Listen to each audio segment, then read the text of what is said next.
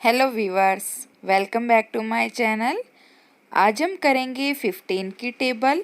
कल हमने 14 की टेबल की थी।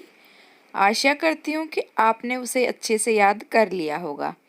तो आज हम 15 की टेबल लिखने वाले हैं और याद करने वाले हैं, इसलिए जल्दी जल्दी से अपना कॉपी पेन उठाइए और लिखना शुरू कीजिए। तो चलिए शुरू करते हैं।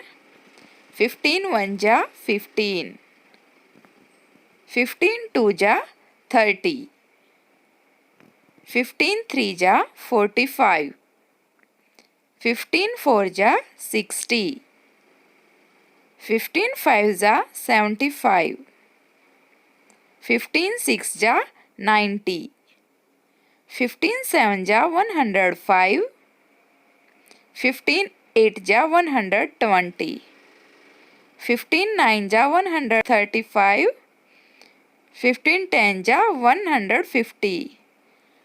अगर आपका पीछे कोई ऐसा पॉइंट लिखना रह गया हो तो उसके लिए मैं अब फिर से आपको इस टेबल को रिवाइज करवाऊंगी, तो आप ध्यान से इसको देखिएगा।